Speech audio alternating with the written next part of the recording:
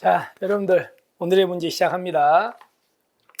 우리가 이제 앞부분으로 돌아가서 앞부분부터 차례차례 정리하고 있는데, 오늘 이제 우리가 제가 여러분들 소개할 문제는 관할 문제입니다. 관할.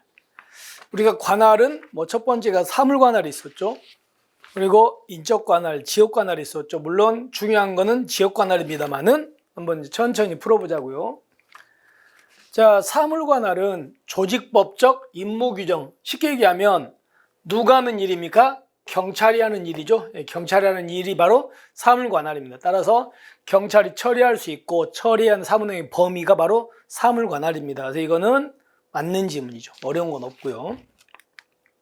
그 다음에 인적 관할. 인적 관할은 경찰권이 어떤 사람한테 발동되는 이 문제거든요. 근데 우리가 이거를 먼저 정리할게.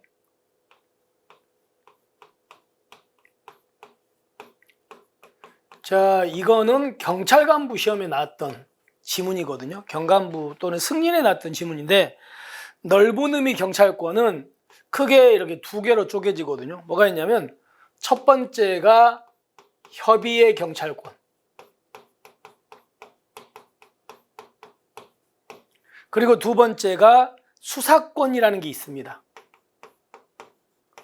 자, 그러면 수사권은 말 그대로 수사할 수 있는 권한이겠죠.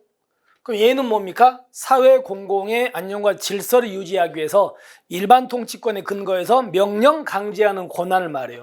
그러면 인적 관할은 이런 경찰권이 어떤 사람한테 발동되냐인데, 이때 협의의 경찰권만의 문제다, 수사권까지 다 합한 느낌이다, 합한 개념이다, 합한 겁니다. 그러니까 협의의 경찰권만 아니고 수사권까지도 다 포함해가지고 이런 경찰권이 누구한테 발동되는가, 이걸 바로 뭐라고 한다고요? 인적 관할이라고 하는 겁니다. 됐죠? 그러니까 협의의 경찰권 때문에 X입니다.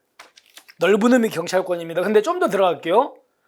이런 경찰권은 우리나라에 있는 모든 사람한테 발동될 수 있겠죠? 근데 우리나라에 있는 모든 사람이지만 예외가 있죠. 누굽니까? 누구는 예외입니까? 첫 번째가 대통령, 국회의원, 예외죠. 그리고 국제법적으로 외교 사절, 그리고 우리나라에 있는 주한미군, 이렇게 네 사람은 예외입니다. 그래서 일단은 잘못된 질문입니다. 그 다음에 이제 지역 관할이 중요한데, 여러분들 여기가 이제 여의도에 있는 국회입니다. 국회고 이 안에 회의장이 있으면 이 안에서는 원칙적으로 누구의 책임이다? 국회의장이죠. 그러니까 국회의장은 국회 경호를 위해서, 이 국회 경호를 위해서 필요하면 정부한테 경찰관을 파견 좀 해달라, 이렇게 요청할 수 있습니다. 근데 여기서 이제 문제입니다. 국회의장이 정부한테 경찰 파견 요청할 때는 뭘 받습니까? 국가경찰위원회 동의가 아니고 누구의 동의예요? 국회 운영위원회입니다. 이거의 동의를 받아가지고 정부한테 경찰 좀 보내줘, 이럽니다. 그럼 당연히 정부는 이제 요청에 따라가지고 경찰을 들여보냅니다. 그럼 들여보낼 때 이때 이 회의장 안의 경호는 누가 담당한다? 국회의 경위들이 하고, 경찰은 밖에서 하는 게 원칙이죠. 경위는 내부고. 그래서 일단 이거 맞는, 여기 때문에 X고요. 그 다음에 여기서 국회 경위와 파견된 경찰은 국회의장 지휘를 받으며 국회 경위가 어디라고요? 회의장 건물 아니고 경찰은 바뀝니다. 아시겠죠? 이렇게 됩니다. 잘못됐다는 거 기억하시고요. 그 다음에 만약에 이제 경찰이 국회 안으로 들어갔죠. 들어가면 그 안에, 국회 안에 현행범이 있으면 그때는 체포가 먼저입니까? 의장이 지시받아가 먼저입니까? 현행범은 체포한 후에 의장의 지시라고 되어 있죠. 따라서 체포한 후에 의장의 지시를 받습니다. 받을 필요가 없는 게 아니고, 이것 때문에 X. 근데 회의장 안에서 의원은 뭐 없이는, 의장의 명령 없이는 체포할 수 없다. 이건 맞는 지문이에요. 근데 이 앞부분 때문에 체포한 후에 의장의 지시를 받는다는 걸 기억하셔야 돼요. 됐죠? 그래서 이 부분 때문에 X입니다. 그 다음에 또 하나 이제 예외가 재판이 열리는 법정이죠. 법정, 재판정.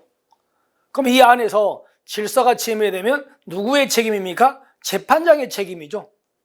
그게 원칙인데, 근데 자, 재판장은 법정에서 질서 유지 위해서 필요하다고 인정하면 개정 조심합시다. 전후에 상관없이니까 재판이 열리기 전이나 오나 상관없이 서장 있죠. 서장한테 경찰 공무원 좀 보내줘 이렇게 요구할 수 있습니다. 그럼 당연히 서장은 이쪽에다가 경찰을 들여보내겠죠. 이때 이 파견의 경찰관은요, 법정 내든 외든 다 누구의 지휘를 받는다? 재판장의 지휘를 받습니다. 그러니까 이거는 법정 내도 재판장의 지휘고요, 법정 외도 뭐라고요? 재판장 지휘입니다. 서장이 아니고 그 안에서는. 됐죠? 그래서 이 부분 때문에 X 이렇게 됩니다. 그래서 총정리해 본다면 기억은 맞는 지문이고, 인적 관할은 좁은 의미가 아니고 무슨 의미? 넓은 의미 경찰권 문제다. 그리고 국가경찰위원회가 아니고 국회 운영위원회다. 그리고 국회 경위는 회의장 안에서, 그리고 경찰은 밖에서다. 그리고 체포 먼저 한 다음에 의장의 지시를 받아야 된다. 잘못됐다. 그리고 경찰, 파견의 경찰은 법정 내든 외든 다 누구의 지휘 받는다? 바로 재판장 지휘 받는다. 됐죠? 그래서 첫 번째 것만 맞고 나머지는 다 잘못됐습니다.